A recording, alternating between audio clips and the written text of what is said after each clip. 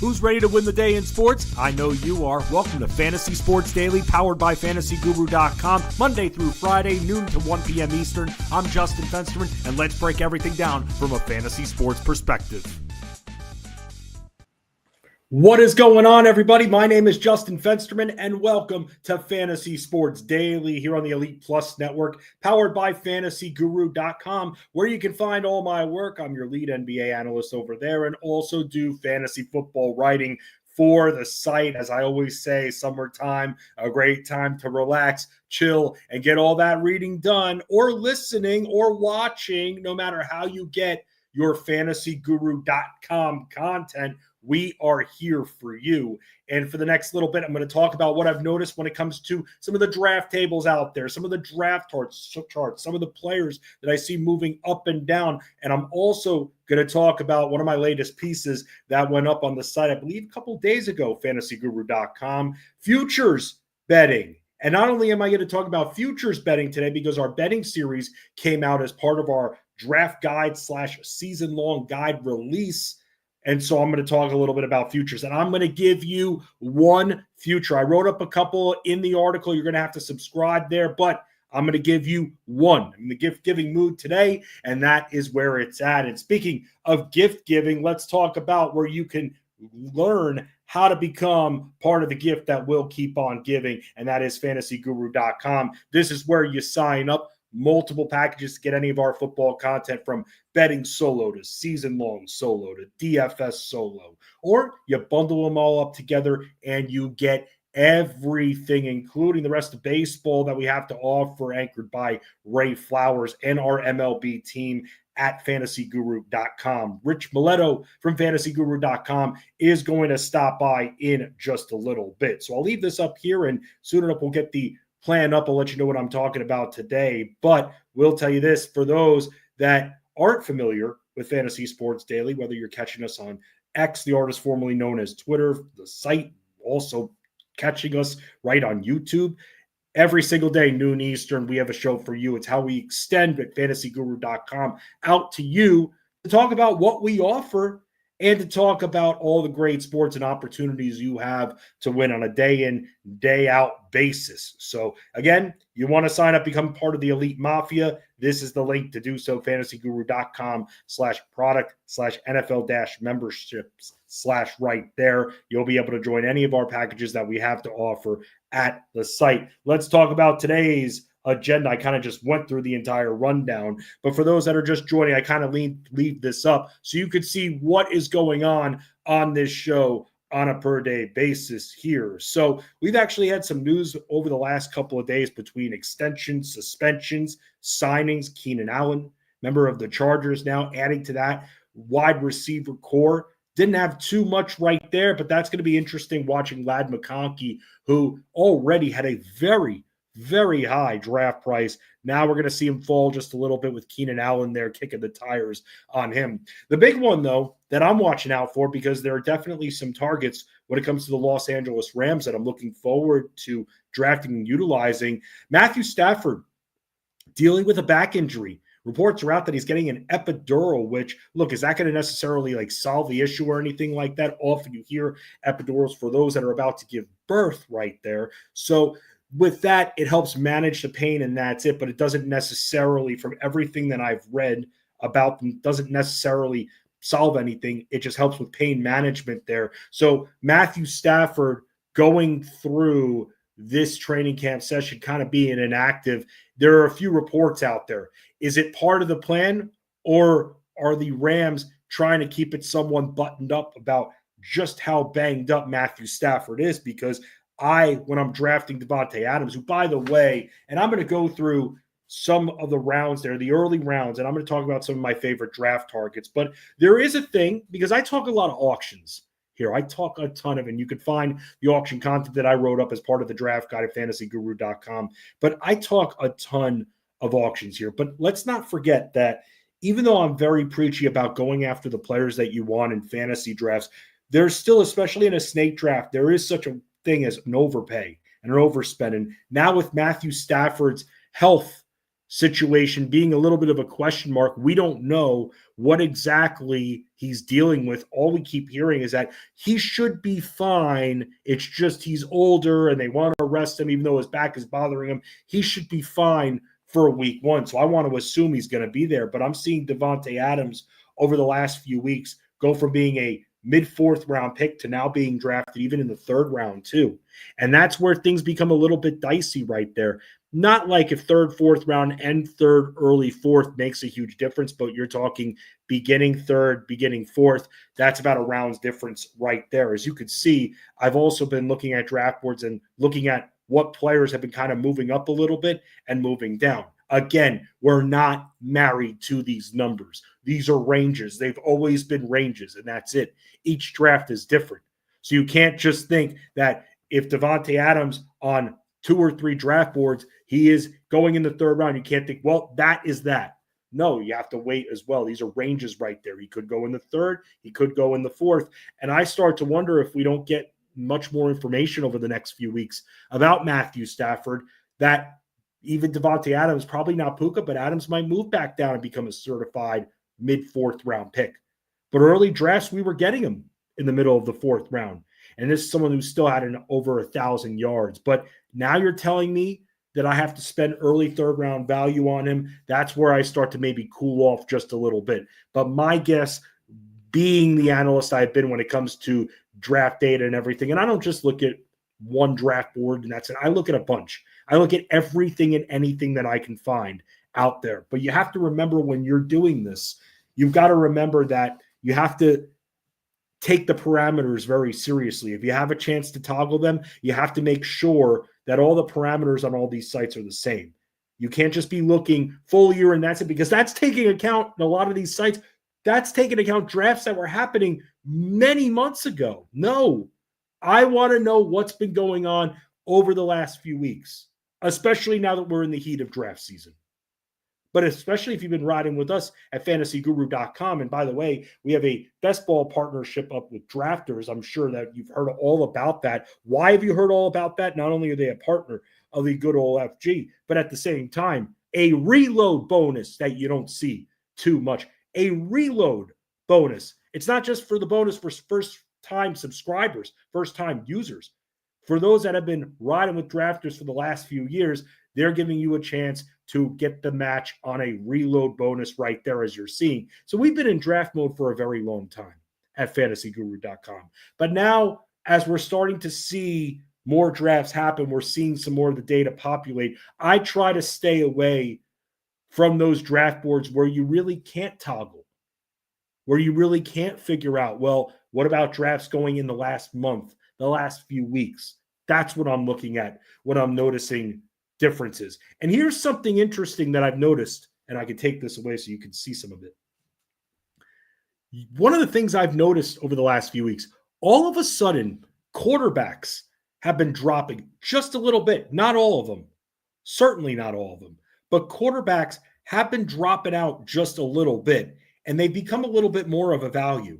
And that's where I'm now very interested in the position, because where I've been looking at quarterback and where I've been going, look, one of the players that has been going down for obvious reasons, and I don't want to say it's obvious reasons, but Joe Burrow not having that mobility as part of his game, that's a big-time difference maker right there. Jaden Daniels, again, we have to know the entire situation with Jaden Daniels. With Burrow, we're all assuming, as he's going to do because the defense stinks, he's going to be throwing a lot. So we're hoping for 40-plus touchdowns once again from him, and maybe even a few cheapy rushing scores too. We've seen it. We're not saying it's out of the question, but it's not a regular part of his game. We can't go into a football game thinking, oh, Burrow will be fine. He'll rush in a score. No. That's the comfortability we get from someone who's being drafted after him, somebody else who I'm seeing drop a little bit, and that's Jalen Hurts. Guy rushed for double-digit touchdowns last year. So that's the difference right there, and that's the justification that, okay, well, Hurts has targets and a strong line, and yeah, while the Eagles should be winning a lot of games and he shouldn't have to use his arms, he uses the hell out of his legs. And also, by the way, the tush-push still being active completely justifies that even more. If the tush-push was outlawed then we have a little bit of a different story that we're talking about here, because that's going to take away. But nope, not this year. So that's why, for me, I can't justify taking Joe Burrow this year. Last year, I was all over him. Last year, he was going in the 8th round, barely going for double figures in auctions. 7th round. I'm sorry. I always say 8th. I'm not going to say 7th round. He was going in the 7th round, 12-team leagues, Joe Burrow. And so last year, major value. Now we're looking at a guy who's toggling between the 3rd and 4th round. Whereas I could go with Jalen Hurts, get him even in the 5th round. 5th round for Jalen Hurts. I'm fine with that. It's hard for me, you go Lamar Jackson, Josh Allen, you know what you're going to get. But it's hard for me to even want to look at those guys when I have Hurts right there. Is there a lock that I'm going to get Hurts? No. Am I going to become more aggressive in auctions to try to get him? Yes, and hopefully get him for somewhat cheaper than these other guys? Yes. But Jalen Hurts, to me, is a safer quarterback because of that rushing. And this is nothing new, but this is how I look at things per position. So Joe Burrow has been moving down, now going in the early 4th round from what I'm seeing. But also that means, by the way, when you look at this data, that there are going to be leagues where he goes right at the end of that 3rd round. So you're looking at still an early pick and a lot of capital. The thing with Jaden Daniels right here, we all know what Jaden Daniels has. He's going to have some protection, but the biggest thing with him is we don't know if he's going to have Terry McLaurin. And we're seeing some of these wide receivers get paid. Metcalf, we're seeing Cortland Sutton get paid. But what about someone like Terry McLaurin, who's 30? It's a very big standstill between them right now. Does that necessarily, because we're going to start to see the paranoia, well, what's he doing? He's holding in, so we can at least think he's training. But this seems like this has a chance, and you don't see it much. We all thought that maybe, a year ago or so, that Jamar Chase was going to hold out and everything, and what are we going to do? Is he going to be ready for week 1, this and that? We were having all these questions. I'm wondering who's going to cave here between the Commanders and Terry McLaurin. But that is having a little bit of an influence on Deebo Samuel's ADP rising. It has an influence on Daniels dropping just a little bit too. So that's why when looking at this, we have to know what the situation presents itself. An injury happens, even if a player is going to be out for weeks and weeks, if it's an impactful player, that's going to impact the quarterback's average draft position too. And by the way, after Hurts goes in that late 3rd, or rather that late 4th, early 5th round, after that, I'm seeing on boards a major drop-off, and you're looking at a 7th round where you could get Patrick Mahomes and Baker Mayfield. And we've gotten some news regarding Chris Godwin, and we're getting the good old popcorn headlines. Oh, we're happy with the progress, but we still can't put a timetable on him. Yeah, we just don't know at this point what that's going to mean. So we're seeing that impact Baker Mayfield. I've seen him drop, I don't want to say significantly, but definitely a round or two since we started talking about this. About a month and a half ago, I started to talk about what I've seen in this. Bo Nix, somebody else who I've seen him drop a little bit. I think it's just the position in general, because now we're getting more interest, especially in some of these rookies, these rookie running backs starting to move up a little bit. But I don't have a problem with Bo Nix. Does he have a run game? Yes, he does. Is he going to run a little himself? He will. Does he have all the protection in the world? Yes, he does. I'm fine with that. And by the way, I promoted it before because I'm in the gift-giving mood. Going to tell you one of the futures, because besides the futures analysis and future strategy that I talk about in the betting series that we have in the futures article that you can find, where you can find all of our draft guide articles and data and all of that at fantasyguru.com. But one of them that I bet, and again, when betting futures and betting in general, and this is as talking as somebody who has been betting sport consistently for the last few years now, I'm a very marathon thinker, conservative bettor. You guys all know that. I'm not always looking for the plus money. That's just not me. If I see something that I'm not going to be like going and giving you guys a minus 150, I'm not going to do that. But if I see a minus 135, I'm going to tell you to up the investment and make it. But when it comes to futures betting, for me, I don't let that bother me. Yeah, I'm waiting a little bit longer for the payoff, but just because I'm waiting longer for the payoff doesn't mean I need to have a future that's at plus 450 or more. That's just not me. And so I say all this because I was looking on the books and I was seeing Bo Nix's touchdown passing line at 24.5. And let's talk about this a little bit, because does he have the sexiest wide receiver core out there? No, he doesn't. But what stopped him last year? Because remember, everybody, last year the guy in his rookie season threw 29 scores. Over 500 passes, 29 scores. Him having a rushing attack that's worth a damn is not going to change that too much. So now the books think it is, because his line right now is at 24.5. And he's got the best protection in the business. The best. That's what he has. Offensive lines. Look at our offensive line breakdowns. Could not get a better review from Armando Marsal. The Broncos O-line, you can't get by. Bo Nix is going to have all the time in the world. And he carried the ball 92 times. This guy can do things on his own. And where are we looking at drafting him right now? 8th round? 9th round? Yes, if you want to be in that elite tier of quarterbacks, go for it. My recommendation is, if you're drafting tomorrow, and yeah, value supersedes all, and I get that. If you're not going after Jackson or Allen, sail on Burrow and Daniels right now, especially if you're worried about McLaurin. And you could go after a Jalen Hurts, who's still going later than both of those guys. That's what I would do. You're not in that tier. You've got yourself some gifts later. I'm fine with Bo Nix. I don't care he's entering sophomore season. I don't care. Because as Jeff Mans has talked about for years and years on the airwaves on Sirius XM, and by the way, you can catch Elite Sports with Jeff Mans. Ray Flowers joins him today, as he does every Wednesday, on the Elite Sports Show on Sirius XM Fantasy Sports Radio, 2 p.m. Eastern, channel 87 on your dial. But Jeff Mans has always said that these quarterbacks, a lot of them, yeah, they're skilled, they're athletic, they can scramble, but a lot of them are a product of their system, a product of their environment. And that's why we have to know what kind of protection they're going to have going in. And for us here, when you're talking about Baker Mayfield, yeah, Wirfs being out, not good at all. Takes a big, especially with how great he is, it takes away a lot from that protection. And he needs time. Bo Nix has that time. And Bo Nix is going right inside the top 100. Bo Nix is somebody that you could get solidly in the 8th round in 12-team leagues, maybe even the 9th round. Probably more like the 9th round, and I'm fine with that. This guy's probably going for, in auctions, $10, if that. Maybe he goes 8 to 10. You save a lot of money on that, and you don't have to invest in another quarterback.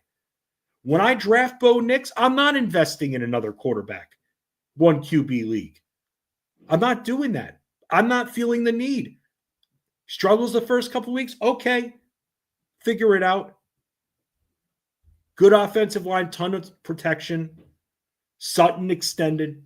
Got him locked up. We'll have to see, because does the offense necessarily, because I know that everybody seems to be going with this narrative that Evan Engram is going to be this joker role. That's what I was saying, joker role in Sean Payton's offense, thinking that it's going to be replicating what Jimmy Graham did. And does the offense necessarily favor that? I'm not sure. So that's going to be interesting. So we can't think, I mean, is Evan Engram a league winner? No, I don't view him as that. I don't think the offense necessarily favors him, but the good thing about him is when it comes to established targets, he's one of them. So, am I expecting him to be active in the red zone? Hell yeah, I am. Am I targeting him in my drafts if he's going late? Yes, he is. So these Denver guys, I like where they're going. All of them. Every single one of them. I can tell you where they're all going on some of the draft boards. I'm bringing them up right now on multiple boards. I mean, okay, you're paying late 4th, 5th round value for Courtland Sutton. Harvey's going in the 6th round. Done. I think RJ Harvey's going to be good. You talk about having a good offensive line. Woo, that's going to be good. Nix, going right inside the top 100. Engram, right inside the top 100. Dobbins, to cuff the situation there because Dobbins is going to be there. Okay, so you have to spend a little bit more on the Denver run game. Okay, best offensive line in the league. You might as well handcuff your stuff. Handcuff your running back unit. We talk about it all the time. They're not wasted picks. Injuries happen a lot. And instead of trying to fight on the waiver wire where, and I see it all the time, you're losing or you're potentially spending 90% of your budget, and that's that early on, then it's going to hamstring you for the rest of the season. And you could say the same thing if you do waiver priority. You spend that number one claim because you have to, because now you didn't draft the backup, so now you're down a running back unit. Well, doing this, and look, not every single team is a direct handcuff replacement. That definitely changes with certain teams throughout the year. But with this situation here, with Harvey and Dobbins, I'm fine with investing in it. I'm totally fine with that. Hampton has been moving up draft boards because of the Najee Harris eye injury. Another thing where we don't know when we're going to see him. Apparently he's progressing, but we haven't been given any firm details on if he'll be active. I'm totally cool with investing and even spending a little bit more on the back end to make sure I have that running back unit. It's very important, and it will help you save money on the waiver wire. It will if you handcuff your stuff. Handcuff your stuff, everybody. That's what we're talking about. It's not just an act in the bedroom for those that like that. Although I'm going to say this very quickly.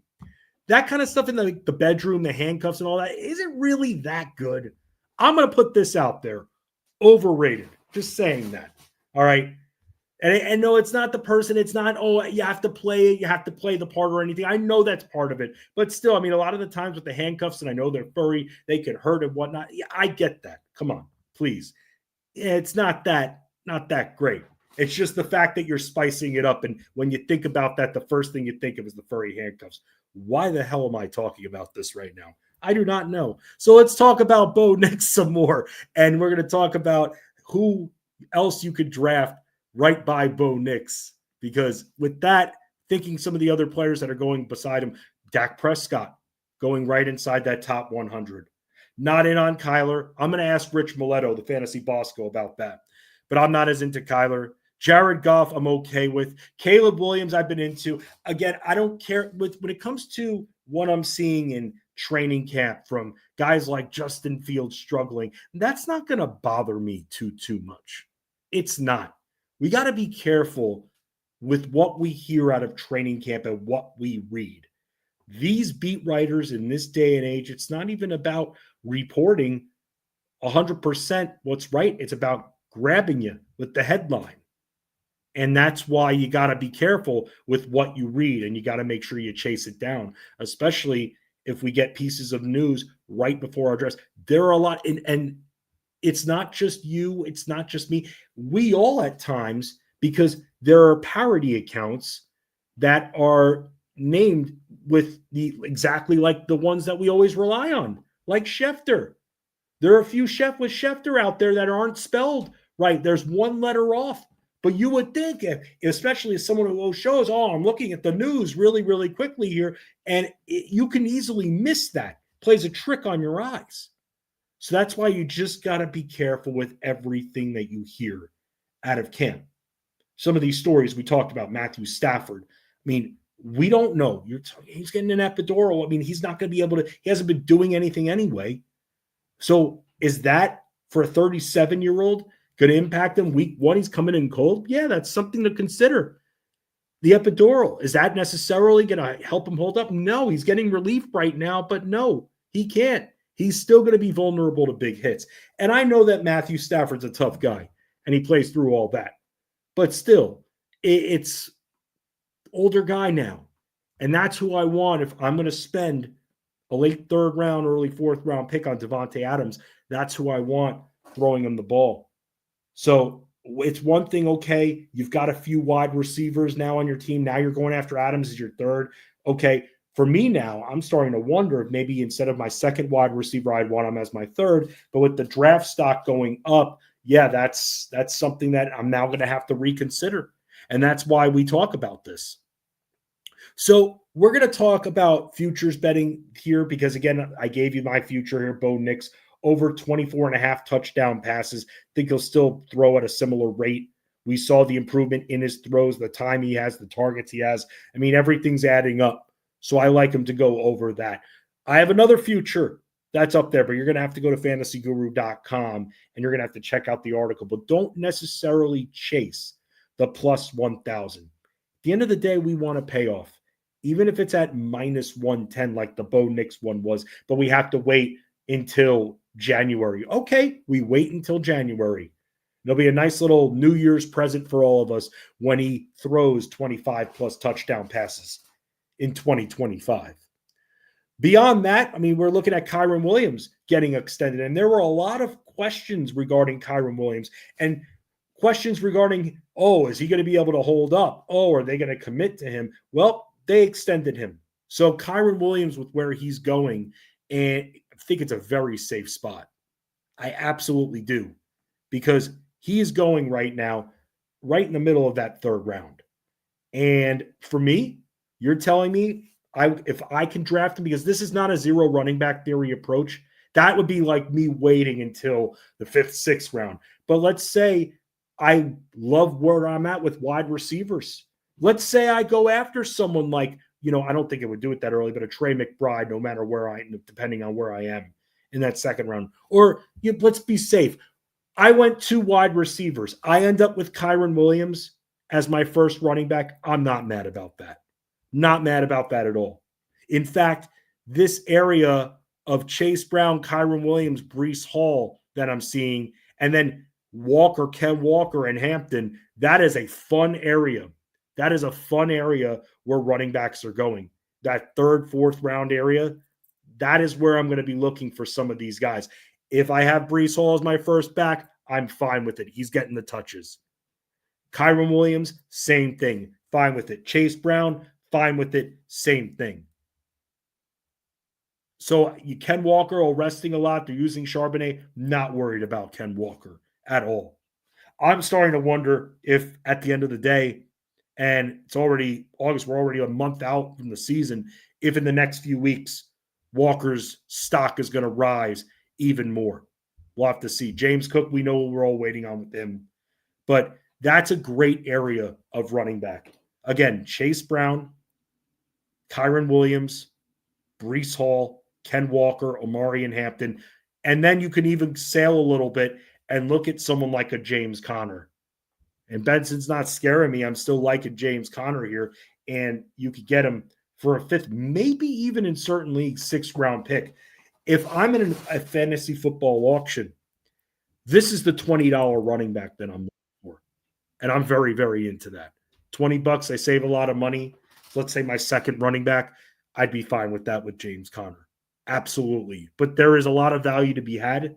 And that's one of the reasons why I think I'm seeing quarterbacks, some of them at least, move down a little bit. Still your QB1s, but that just shows if you're not in that elite QB tier, which we have articles on the site about, there is a lot of value to be had at the position once you're past that top 5. Let's talk to our weekly guest here. He is the Fantasy Bosco, although don't follow him on X at Fantasy Bosco. It is Rich Maletto. What's going on, Rich? How's everything? Good. How are you doing, Fensty? I'm good, man. I'm good, dude. We're kind of deep in the heart of draft season here, man. I just getting more and more practice, ready to go. I got to ask you, dude, the first thing I'll ask you about for today, when it comes to alt line betting, because I wrote the futures article as part of the betting series that just came out at fantasyguru.com, where you could find Rich's work. And you wrote about alt line betting. And alt line betting has essentially changed my life. And it's changed my betting strategy, especially in basketball, but also in football. How has it impacted you over the last few years? Well, the biggest challenge is I love it. The offshore books that I'm forced to use aren't as user friendly in that regard as what we see here domestically, right? So while I track the units and everything for football season, we've been profitable. I wouldn't say it was massive units. I think there's room for improvement. I find them more fun to do I joke in Discord that I tried to find a parlay. I tried to, I don't want to say mimic, but kind of go off what Jeff did a couple of years ago with Mr. Plus 130, alt line a few lines. I tried to stick to props because that's more my wheelhouse than, the spread or wins or that sort of thing. And I think I'm even going to scale it back a little bit, even down from the plus 130, because I enjoy watching the lines that we bet, alt or not, cashing by mid to end of the third quarter, right? Like, I don't enjoy the full game sweats. That's why I don't like unders. However, I think there's more profits to be had with unders, and I need to get over that. But I would love this year. My goal is to maybe shrink the parlay, so we're only doing 2 legs.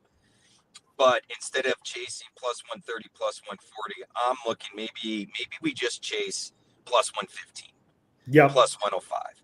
Let's if we can double up, so to speak, bet our $10 and get our 10 back plus 10 and hit more consistently.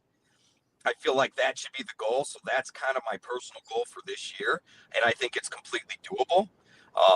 But the lines have always changed. Like last year, it got a little more difficult, with some of the lines. But if we're only looking for a couple of legs, I think we can dig into, the weekly slate of games and find 1 or 2 parlays we already like at current odds. Parlay, get a couple of alt lines, a couple of receptions less, some yards less, parlay them together for some even money bets. And I'm curious to see if we can make that into more units. Like I said, we've been on the positive side of units. My goal was always to be 50% or better.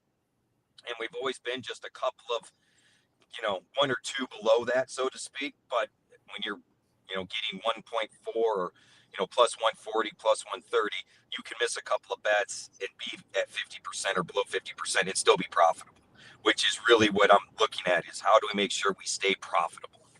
Right. And I'm with you there, Rich. And one of the goals, we're kind of in line with this because I'm trying this year for basketball to put out fewer 4-leg parlays.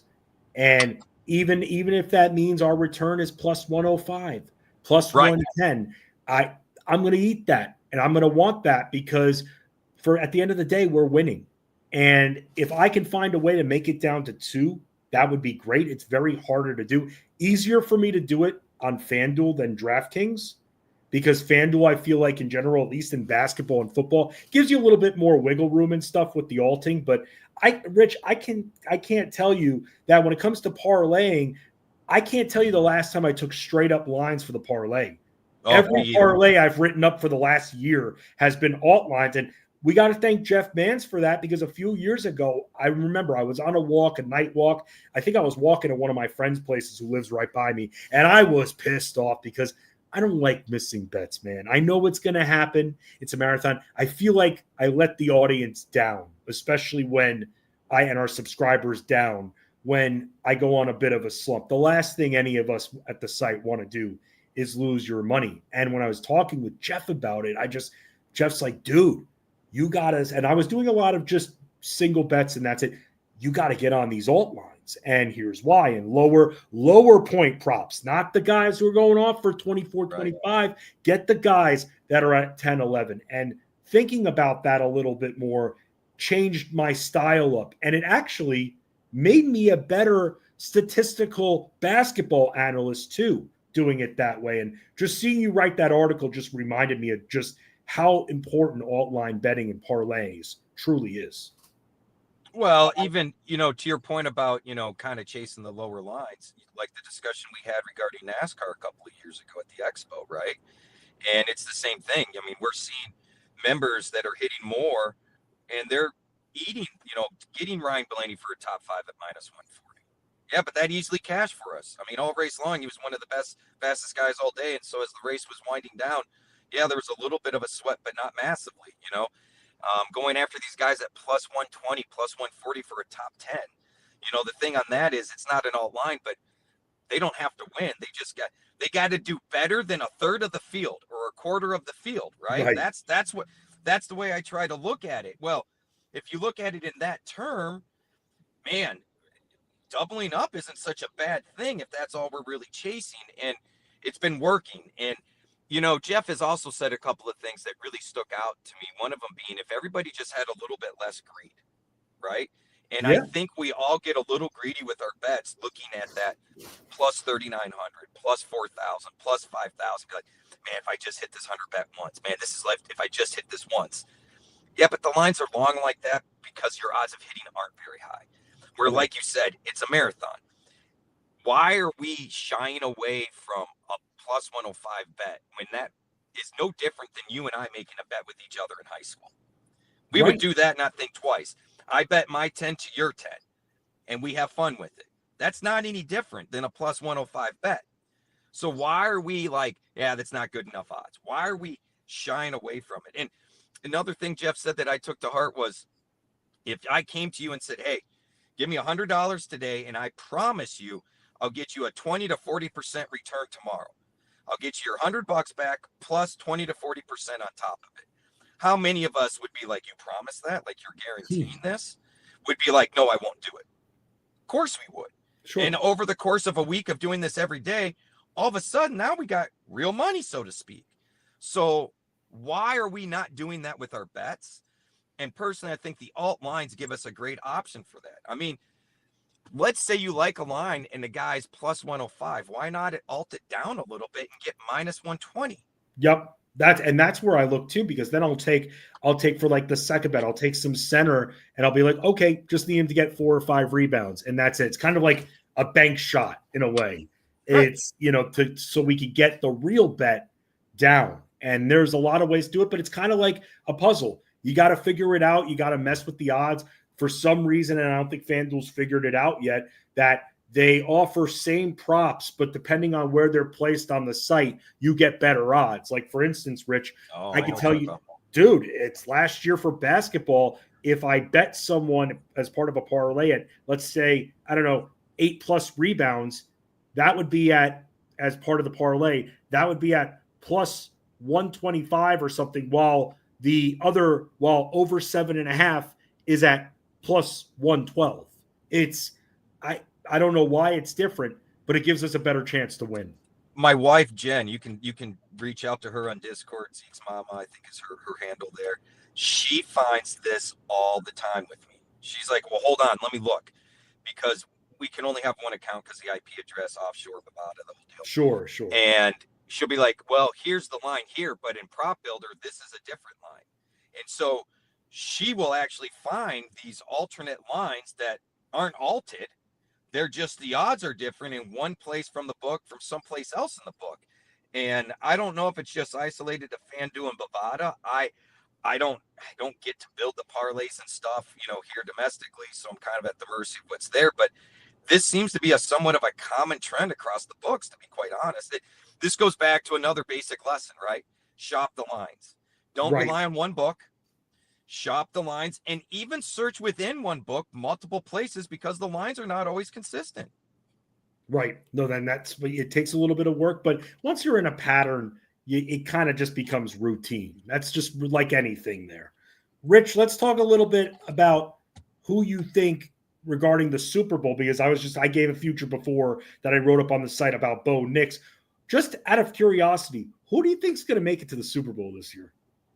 I don't even know, man. I mean, this is why I don't like future bets. I don't like tying up my money on stuff that's so wide open. We were talking in a fantasy circle about, a lot of QB stats are kind of dependent on bad defenses, not just the defenses they face, but if they play on a team with bad defenses.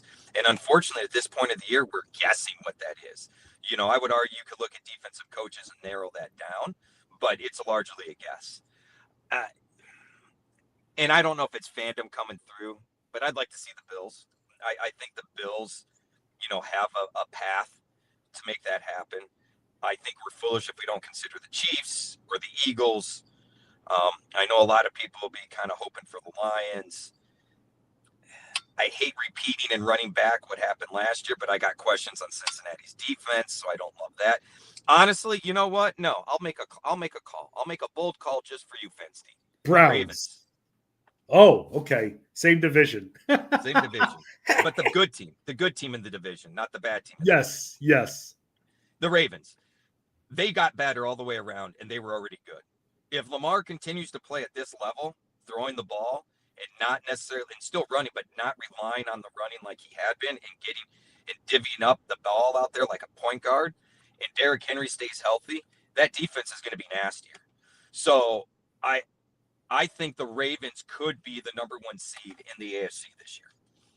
Wow, we'll have to see if it ends up happening. We'll have to see if they can finally make it there with Lamar, so Lamar can win that title. Lamar, if he could throw 40 plus touchdowns, do you think that's possibility, him throwing 40 plus again this year? Because I was just talking about draft stock, and if you believe in that, then you're looking at an early 3rd round pick if you want to invest in that, Rich. I don't know that I could do that just because of how their offense is set up. Anything within the 5-yard line is going to Derrick Henry, right? So Lamar's not going to be running any short TD runs. We've seen that. Unless he's from 18 yards out or further, he's not running in a touchdown, right? He does like to throw to the tight ends down there. So we can see that. But here again, I don't necessarily believe the Ravens want to be a high prolific offense. I think they enjoy controlling the ball, dominating on defense, and scoring at will. And when they get up by 20 points, it's not that they take their foot off the gas, but they are not the team throwing the bombs. They're the team being very meticulous, moving the ball down the field, getting first downs, taking time off the clock, going, we're going to make your life miserable because when your offense comes back on the field, we're pinning the ears back on the defense. We're coming at you because we know what you're doing, and we've got the bodies to do it. So I think 40 might be lofty, but north of 30, I think, is a more than fair expectation. We've already seen that happen. But, I mean, Fensty, if he throws for 32 to 35, runs in another 5 or 6, I mean, do you really need more from him if he's still going to throw for 38, 4,000 yards or 3,500 yards and rushes for 800? No, if that's all there from the rushing side, yes. But I've been trying to figure out whether or not, and I still can't justify this in my mind, instead of targeting Lamar Jackson for an early 3rd round pick at this point, wait until early 5th and you get Jalen Hurts there. And we've talked about this on a couple of streams already. You talk about rushing upside and all that. He's got the targets, the wide receiver targets to throw to, or the pass catchers. He's got a good line just like protecting him. And he rushes in a lot of scores himself, and the tush push is still active. So to me, it's hard. I'm having a tough time justifying paying for Lamar, even though you know what you're getting when you're with Lamar, everything you just outlined, when you could save a couple of rounds and get a Jalen Hurts. I tend to punt on quarterback, man. You saw that in our staff mock. Like, I'm with you. The struggle I have is it's such a high cost to get that elite quarterback. And I understand the logic and it works. And maybe I don't draft well enough to make it work well for me. But I'd much rather be able to get a couple of running backs or receivers that I really love and take a couple of shots on quarterbacks a little later. I mean, why can't Baker be top 8 again? I understand he doesn't have the rushing upside. I understand the ceiling is capped. But we all have high hopes for Ibuka. Mike Evans is still there. Godwin's going to come back. Jalen McMillan flashed at times. The running game is still there, and they like to pass to the backs. They promote it from within, so I don't know that the offense changes a ton. Why do we assume that Ben Johnson be gone now? Jared Goff is just going to not play well. We've seen him do well with multiple offensive coordinators and systems, including Sean McVay. You know, nobody wants him. If Brock Purdy's got his pieces, what about him? And that's not even taking into consideration that I can roll the dice on someone like Drake May, who I will tell you will probably have 700 yards rushing or more this year. And I will be shocked if he doesn't throw for 3,500 yards. So that puts him in line with a lot of these other top 10 quarterbacks, not even considering Kyler Murray. And these are all players we can get round 10, round 11. I mean, I'd rather have the ability to draft Kenneth Walker and make sure I get Zach Charbonnet than go after Lamar, who I hope it doesn't happen, but it's not uncommon for him to miss 4 or 5 games. You mentioned the Patriots, dude. I mean, just a ton of good value when it comes to the Patriots. Not a big asking price. You mentioned Drake May. You get him in the 10th round.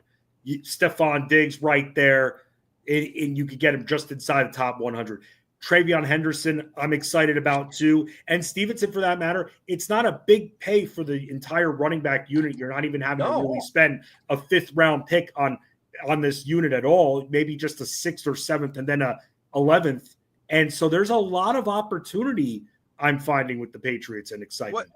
What about Demario Douglas? What if he ends up being the slot guy in that offense? Dude, that's a dollar value wide receiver right there that can end up helping you big time during those bye weeks. I mean, if he ends up playing the slot in that offensive system, Fensty, you have a weekly flex player better. Right. And you're getting him in what, the 14th round? Yes. 15th round? Like right at the end. Like we're like, you know, and in auction terms, by the way, we all have like $5 left, and then someone just nominates him for a buck and gets him. Yeah.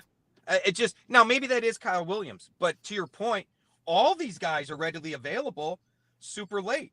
So if you really want, you could double tap and get both of them and know that in week 4 or 5, once we see how the scheme is working, one of these guys is either droppable or movable.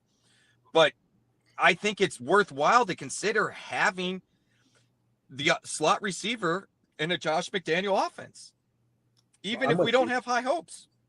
No, I'm with you. I'm with you for sure on that. And again, someone you could get right at the end. There's no draft capital for a Demario Douglas. None at all. What about, let me ask you this, maybe someone, I'm sure this will require a little bit more than end of draft, but Keenan Allen signing with the Chargers there. What are your thoughts on that and how it impacts the offense? And does he become an intriguing late end of draft target? My concern there is, don't he and Ladd McConkey overlap? I mean, are they going to have them both out there at the same time? Or do they do the same things? Because it's not like, you know, we can sit here and talk about Quentin Johnston and Trey Harris and how, you know, they can fill the Mike Williams role. Keelan Allen's not going to fill the Mike Williams role. Keelan, you know, Ladd McConkey replaced or filled or took that role that Keenan had before. Right. You know, I was just listening to the guys on Sirius, and they were saying, you know, he's going, you know, probably going to end up wide receiver 55, 57. In the NFFC, he'll get drafted, but in your home leagues, he may not be drafted. So to your point, he very well could be a free dart throw. Look, 115 targets last year, 70 receptions. I mean, that's not something to shake a stick at, but it's not terrible. And to get him at the value of a wide receiver 6, 5, 7, what if Ladd goes down with an injury? Right. I mean, all of a sudden, do you have Keenan Allen as a monster play for you for 4 weeks? It's not like you have a solidified top ace 2 guys. Yet McConkey, there's a lot of excitement. I get that. Although I'm thinking that his draft price is it's been too high. It has high. Now it might drop a little bit because of the Allen signing and people afraid and everything, but that's a little bit right there. But outside of that, it's a lot of randomness there in a run-heavy offense. So like we're saying, Rich, like you're saying, especially, there's going to be opportunity with no cost attached to it. Exactly. And I think cost matters here. It's one thing to take a shot on a Keenan Allen or Demario Douglas at no cost, hoping something happens, versus reaching on a guy like I took a question on Omari Hampton that we have a lot of expectations for, but in an offense that doesn't pass to the running back much, in an offense that's known for splitting carries. So are we now overdrafting Hampton as he's moving up into the second round of drafts? Or does Najee Harris completely disappear with the eye injury and Kimi Vidal be nothing and it's the Omari and Hampton show? If it was Dobbins, would we be drafting him in the second round? I don't think so. I think, you know, where Hampton was originally being drafted in the 4th is probably more where Dobbins goes. I understand age comes into the play, but if you look at just the numbers, Dobbins was good, not great. So, again, I think sometimes we drive up costs, not necessarily we as an industry, fantasy players in general. And I don't think we as a group understand the impacts of that and how that really, you don't have to necessarily be a value drafter. I'm okay getting your guy, but understand when you get your guy, what it costs you, right? And to your point, it doesn't cost us anything on the Keenan Allens and the Demario Douglases. Right. Not at all. And that's why it's important to talk about it. Look, everybody talks about those first few rounds, and it's important. Your cornerstones. But making sure you have enough protection for your foundation is huge as well. That's why no spot for me goes wasted. That's why I don't draft a second tight end just to have two tight ends, or a second quarterback in a one quarterback starting league just to have that. No, I'm trying to make sure I'm getting those handcuffs. I'm trying to make sure that I'm getting those wide receivers who could end up seeing 6 to 8 targets a week, who I may never have to use. And then suddenly someone gets hurt and I've got someone that can at least get me to that 10-point mark that's sitting there on my bench. For sure. So I'm with you. You mentioned Kyler Murray before. What are your expectations for Kyler Murray? Because I just, especially with some of the guys that are being drafted by him, like Caleb Williams, who I'm very much in love with this year. And also you mentioned Jared Goff, some of those other guys that are going by him. Where are you at with Kyler? Because I don't see myself landing on him. I think what he did last year is a fair expectation for this year. We all hope it makes it a little bit better, but the mid-season fall-off didn't happen last year that we've seen in the past. Maybe he got bored of Call of Duty. I don't know. Maybe they put one in the film room for him a game. I'm not sure. But the fall-off didn't happen. He's got more legitimate weapons than he has before. I understand the height concerns, but the height concerns haven't changed in the last 5 years. And we have seen the production now kind of level off. QB8, QB10, QB12, I think those are all reasonable. He offers you a little more rushing upside than the Baker Mayfields and the Jared Goffs of the world, but his touchdowns from a passing standpoint are capped compared to those two gentlemen, but you will see Kyler run in a couple that you just won't see Baker or Goff do. I put him in the same category as those two. Gun to my head, I'm not a Kyler guy, but I can see going Kyler over those because of the small difference in rushing potential. Yeah, that does play a count. That's why I haven't really – have I put him on my anti-draft list? No, but there's so many other guys that I've liked so much around him that I've just been going another direction there. By the way, answering your question too, feel free to put a question in that comment section here. Hunter asking, what do you think is the best draft spot in a 10-person league? And I'll say this, Rich, and then I'll get your answer. For me, it's either if I don't have that first pick, I'm going with the 10th overall, because it's not too much you'd have to make up in a 10-team league. So for me, if I ain't first, I'm last. What about you? Last. I'm the same way. I want the turn, either side of the turn, and here's why. In my opinion, it can be more difficult. It can be intimidating because you have to plan ahead. You have to be ahead of any runs because you are not going to be in the middle of any runs on most scenarios, QB, tight end, whatever it is. That said, because of the double tap option, you have the luxury of potentially dictating the draft to others. You have the ability to potentially lead the way. I don't care if it's 10, 12, or 14. I almost always prefer to be at the very end of the first round. Why? People reach. We see how many, Jeff covers it all the time. How many times the first round picks actually hit or not? The hit rate's higher, but it's like 50%. So if only 50% of the first round are going to hit, that means there's stuff that falls in the second round or third that do. I want dibs on those first two. Right. I want dibs on two of those, right? So I'm good taking what's left. Like we did a draft last night. Amon-Ra, Genty, and Achane and London were all there at the end of the first round in a 12-team draft. I am good with any combination of two of those guys. I can get two of those guys and feel very, very good about what I can do with my next set of picks. I can be balanced, go receiver or running back. I can get two good receivers that I like and go fishing for running backs that are left.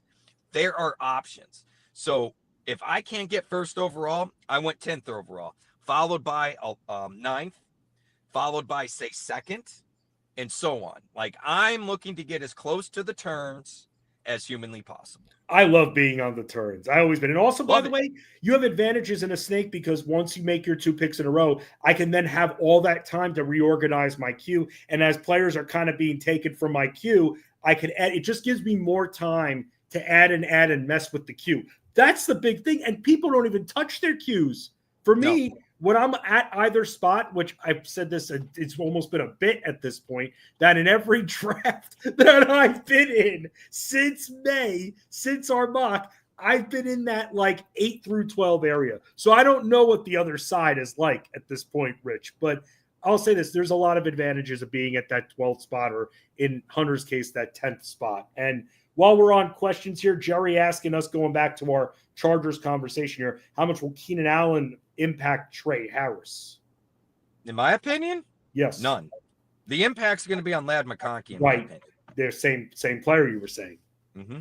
So that as far as where they plan the field, what they're asked to do. Trey Harris was brought in to be Mike Williams' role, which is stretch the field, make contested catches. That's what Trey Harris does. Quite frankly, Tyler said it best. You get worried when you see nothing but highlight reels of contested catches, because then the question is, why are they not ever getting separation? Trey's supposedly been running with the ones and all this.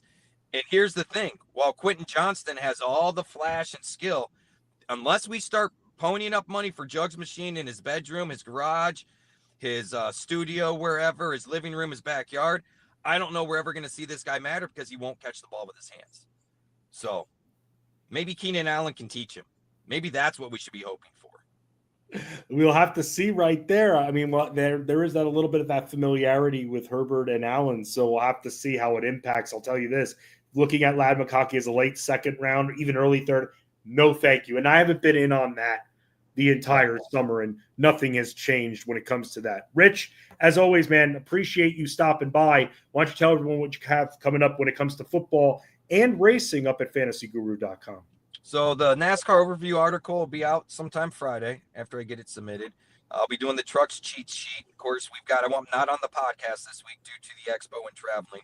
We did some changing around there. But I will say this, Vince, the podcast betting has kind of been on fire. You can hop in the Discord and see that. So feel free to, anyone's listening that wants to dabble and try something new, hit us up in the Discord there. We're having some fun. Football stuff in Discord a lot. Just getting prepared. We got training camp that's going to come out next week. I believe I'll be talking about waivers and all that fun stuff, and how to manipulate waivers and take advantage of the rules and policies over your league mates. That's always a fun discussion. As some folks said, I play like a savage, and I do, but that's the way it goes. And just looking forward to getting into the nitty gritty. We'll be at the expo, so if anyone's going to be in Canton, feel free to stop by. I'll be at the Kings Classic IDP draft. Feel free to stop by, say hello. Be there. Yes, the Fantasy Bosco, Rich Maletto, going to be at the Fantasy Football Expo. Jerry, thank you so much again for hanging with us there. Really appreciate your comments and compliments. As always, insults too. Rich and I can both take it. We're very self-deprecating people, so we can both take that. But, this is a good time to talk about. Rich is going to be at the Fantasy Football Expo. I'm normally there hanging out with Rich, going to find a Waffle House somewhere. But this year, I will not be at the expo. And in fact, this will actually be my last show for the next few weeks, because I'm going into new baby world. So I'm excited about that, going back there once again. So for the next few weeks, no, it is not a vacation. No, I'm not going to be rocking every single tiki bar like Ray Flowers did last week. No, I'm going to be rocking the diaper bar and changing a bunch of them and just helping out around the house. But week 1, I am back with you guys, so you'll be able to still catch Fensty's Basketball Diaries, NBA podcasts, have a few podcasts coming out, but I will be out of commission for the next few weeks, so you'll be able to see Rich hang with Ray Flowers. But Rich, again, the Expo, man, good luck, and crush it this weekend and represent the good old FG well like you always do. Will do, and congratulations again, Fency. Thank you, man. Thank you very much. Just drive in the correct lane, okay? That's all we're asking, all right? That's usually, One time. He is Rich Maletto, the Fantasy Bosco. Do not follow him on X at Fantasy Bosco, but make sure you follow all of his great football and racing content at fantasyguru.com. I'm Justin Fensterman at Fensty Sports, FENSTY Sports. Ray Flowers back tomorrow, noon Eastern, same time, same place, same channel, Fantasy Sports Daily, right here on the Elite Plus Network, powered by fantasyguru.com.